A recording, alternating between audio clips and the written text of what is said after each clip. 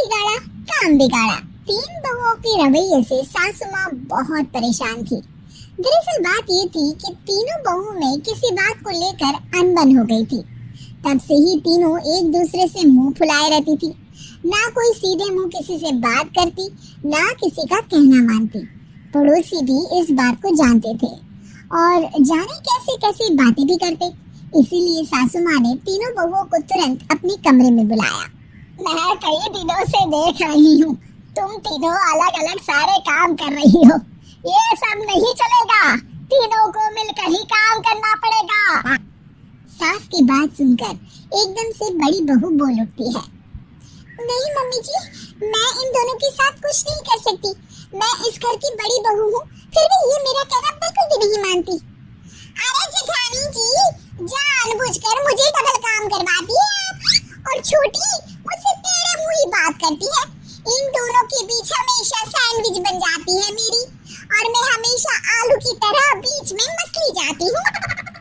Mummy जी, इन दोनों को लगता है कि मैं छोटी हूँ तो इनके पैरों तले दब जाऊंगी, लेकिन नहीं, मेरा भी उतना ही अधिकार है जितना इन दोनों का है। बढ़िया है दोनों मेरी चुगली करने के लिए, मुझे क्या कम समझ रखा है। तीनों बहू एक दूसरे से बहस करने लगती है और सास दोबारा ये देखकर टेंशन में आ जाती है और सबसे कहती है, चुप हो जाओ, अब से तुम तीनों सारे काम एक साथ करोगी। आंख बंद करके एक दूसरे की बात सुनोगी। तुम तीनों इस बात को गांठ बांध लो, वरना अगली छुट्टियों में तुम्हारा अपना मायके जाना कैंसिल है। सास की बातें सुनकर डर के मारे तीनों हामी भर देती हैं। जी मम्मी जी, मैं समझ गई। हाँ मम्मी जी, जैसा आप कहें, आप जो कहेंगी मैं वही करूंगी। तीनों बहू सास की बात को गांठ बांध लेती है और वादा करती है कि अब से सारे काम वो तीनों एक साथ मिलकर ही करेंगी। ये सब देखकर सास खुश हो जाती है और वहां से चली जाती है। नीचे जाकर वो देखती है कि घर में शर्मा जी आए हुए होते हैं। सास जोर से आवाज लगाकर कहती है, अरे बहू, जरा चाय बनाकर तो लाना, शर्मा जी आए हैं। सास की बात सुनकर तीनों बहू तुरंत किचन की ओर भागती है और चाय बनाना शुरू कर देती है। मुझे तो एकदम मसाले वाली कड़क चाय पसंद है, तो हम शर्मा जी के लिए मसाले वाली चाय ही बनाएंगे। अरे नहीं दीदी, गर्मी के मौसम में मसाला चाय कौन पीता है? मैं तो शर्मा जी के लिए इलायची वाली चाय ही बनाऊंगी। ये कैसी बात कर रही हैं आप दोनों? मेरी मम्मी ने सिखाया है कि मेहमान को ज्यादा दूध और शक्कर वाली चाय देनी चाहिए, वरना वो घर वालों को कंजूस समझते हैं। तो मैं तो शर्मा जी को ऐसी ही चाय दूंगी। तीनों बहुएं अपने अपने तरीके से चाय में शक्कर, मसाला, पत्ती सब डाल देती है। उबलने के बाद तीनों मिलकर चाय बाहर लेकर जाती है और शर्मा जी और सासू माँ को देती है। चाय पीने के बाद शर्मा जी सासू माँ को देखकर शर्मा जाते हैं और शर्मिंदा महसूस करते हैं कि आखिर उन्होंने चाय पीने के लिए हामी क्यों भरी। सासू माँ भी चाय पीना शुरू करती है और कहती है, अरे बहू, ये कैसी चाय बनाई है? चाय है या मीठे दूध की बासुंदी? चाय अच्छी नहीं लगी क्या? कोई बात नहीं, हम पराठा बनाकर लाते हैं। चलो चलो अंदर। हाँ चलो। हाँ आती हूँ मैं भी। नहीं, मेरा पेट चाय नहीं चौपट कर दिया वही काफी है। पराठे से पोपट नहीं करवाना, मैं तो चलता हूँ। शर्मा जी चुपचाप पतली गली से निकल जाते हैं। अगले दिन सास बहुओं से कहती है, अरे बहू, जाओ जाके ऊपर के गेस्ट हाउस की सफाई कर दो। कल हमारे यहाँ मेरे दूर के रिश्तेदार आने वाले हैं, तो पूरे कमरे को चमका देना, समझी?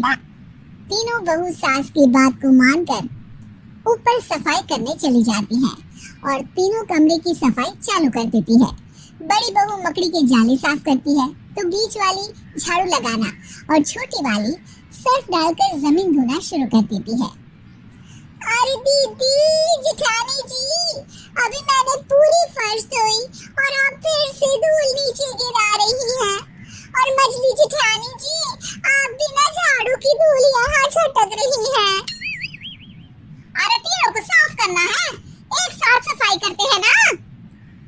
अरे वही तो, हम साथ साथ हैं, घर साफ साफ है। तीनों बहू ऐसे ही काम में उलझ जाती है और 2 घंटे तक एक ही कमरे की सफाई करती रहती है। बहुत देर से अपनी बहू को ना देखने के कारण सास ऊपर कमरे में उन्हें देखने जाती है, लेकिन कमरे में घुसती ही वो गीली फर्श पर फिसलने के कारण नीचे गिर जाती है। ओरे मोरे मैया, हड्डी मरोड़ के रख दी, आए मेरी तो कमर ही टूट गई रे। तीनों बहुएं सास को उठाती हैं और बिस्तर पर सुला देती है। अरे मेरे हाथ पैर दर्द कर रहे हैं, दबा दो आराम मिलेगा। हाँ जी माँ जी। अरे जी माँ जी माँ जी। और तीनों बहुएं एक साथ सास के हाथ को दबाना शुरू कर देती है। माँ की तो चीख ही निकल जाती है और नतीजा ये होता है कि सास के बचे हुए शरीर में भी दर्द उठ जाता है। हाय राम, ये क्या कर दिया तुम तीनों ने। अरे मेरे तो किस्मत ही फूटी है कि तुम जैसी बहुएं मुझे मिली। हे भगवान, पूरे शरीर में दर्द बढ़ गया है। अब तो पता नहीं कि चल भी पाऊंगी या नहीं। माफ करो, मुझे गलती हो गई मुझसे कि तुम तीनों को एक साथ काम करने के लिए बोला। सोचा था तीनों मिलकर अच्छे से काम करेगी, लेकिन बड़े बुजुर्ग सही कहते थे कि 3 तिगाड़ा काम बिगाड़ा। तुम लोगों ने ये बात ना आज साबित करके दिखा दी। तुम तीनों को तो समझाना यानी मानो भैंस के आगे बीन बजाना है।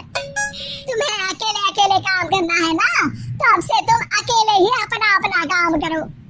तीनों बहुएं वहां से जाने लगती हैं। अरे कहाँ जा रही हो?